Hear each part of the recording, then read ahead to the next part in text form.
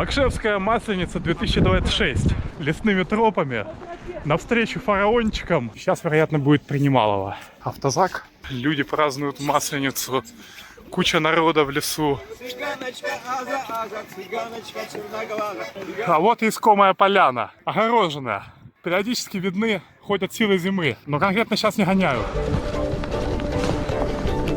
Папа, пойдем посмотрим на Амонов, пап! Ну, посмотри, только мне это не дразните.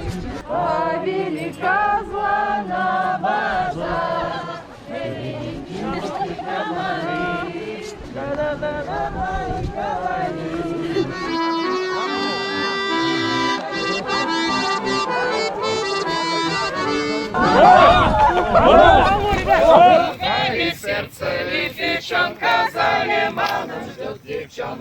Все проходит очень весело и задорно.